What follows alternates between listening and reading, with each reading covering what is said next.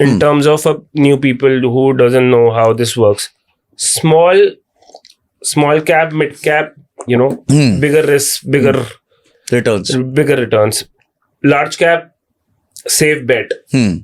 आप थोड़ा सा एक्सप्लेन करो कि स्मॉल, मिड और लार्ज में क्या डिफरेंस होता है, and where should a person who is starting, who has a very small budget of 2 to 5 or 7 grand a month to invest should start, and where and why?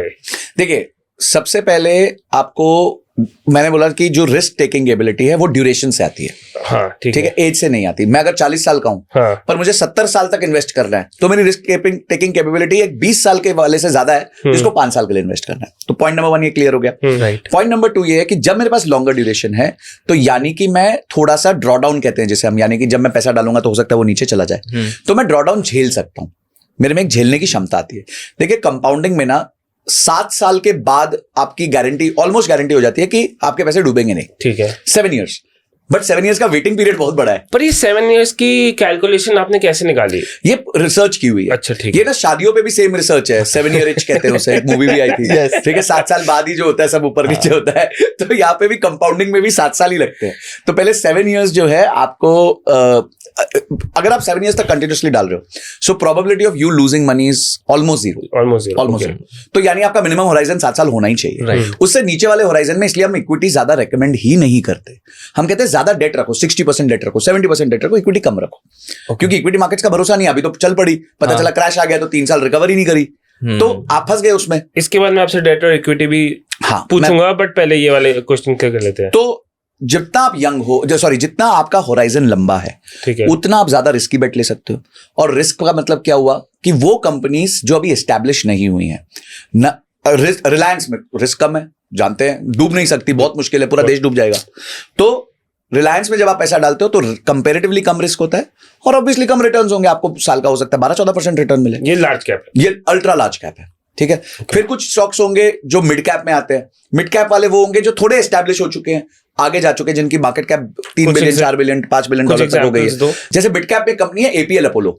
मेरे को बहुत अच्छी लगती है. There is no recommendation guys, मैं SEBI registered नहीं हूं. I love this company because I know the owner also personally. Sanjay Gupta ji को जानता हूं. तो I have seen him grow. I've seen him take his company from 3,000 crores in 2019 to today around about 50-60,000 crore rupees in market cap. तो बहुत अच्छा वो लेके गए कंपनी को. तो ये कंपनी है जैसे मिड कैप है, तो अब ये कंपनी आगे जाके लार्ज कैप बनेगी, पर अब ये भी उतने अच्छे रिटर्न्स नहीं दे पाएगी जितनी एक कंपनी जो आज 2-3 हजार करोड़ पे है वो दे पाएगी. अच्छा, कुछ लोग और भी नीचे जाते हैं, यार हमारे पास रिस्क लेने की कैपेबिलिटी है, थोड़ा कंपनी को एनालाइज कर लेते हैं. हम एसएमई कंपनीज में पैसा डालते हैं जो आज बहुत ग्रो कर रही हैं, जिनके प्रॉफिट्स अभी कम है पर आगे जाके बहुत बढ़ने वाले हैं. स्मॉल एंड मीडियम एंटरप्राइजेस जिनके रेवेन्यूज 200-250 करोड़ के नीचे होते हैं. तो ऐसी कंपनीज में लोग बेट कर लेते हैं कि लॉन्ग टर्म के लिए वहां बेट कर लेंगे. भाई लोग कहते हैं जैसे विप्रो में जिसने 1970s में 10,000 रुपए डाले थे, आज उसके पास 700 करोड़ रुपए हैं. तो everybody searching for that one bet. MRF का सेम एग्जांपल. एशियन पेंट्स है 40 इयर्स में 24,000 टाइम्स. 40 इयर्स में 24,000 टाइम्स, यानी ₹1 24,000 रुपए बन जाता 40 साल में.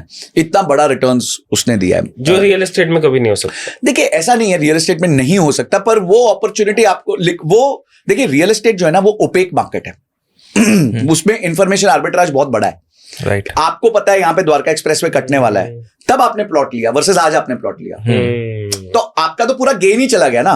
राइट. तो वहां वो ना, और एक आम व्यक्ति जो 20-25-30 हजार कमा रहा है, वो इस ओपेसिटी में नहीं जाना चाहिए. उसका काम नहीं है ये.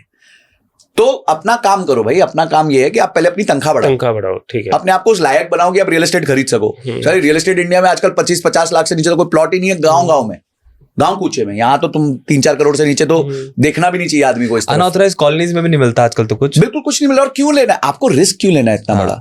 आप आराम से जो है अपनी वेल्थ बनाओ एसआईपीस के थ्रू. मैंने अगर अपनी वेल्थ बनाई एसआईपीस के थ्रू, मैं तो और कुछ किया नहीं, रियल एस्टेट किया नहीं, कुछ घर नहीं बनाया, कुछ नहीं किया, सिर्फ धीरे धीरे एसआईपी बढ़ाता गया, तो आज उसका फायदा ले लिया मैंने.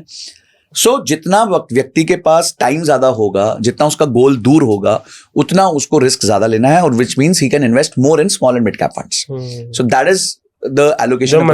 हाँ, उसमें मतलब अगर समझो आप 10,000 की एसआईपी कर रहे हो, तो 6,000 रुपए स्मॉल एंड मिड कैप में डाल दो, 2,500 रुपए लार्ज कैप में डाल दो, 1,500 रुपए पैसिव में डाल दो, या थोड़ा सा गोल्ड में डाल दो. अगर आपको एसेट को थोड़ा सा और डाइवर्सिफिकेशन करना है, वो डिपेंड करता है। देखिए किसी के लिए कोई स्ट्रेट आंसर नहीं है मेरे पास।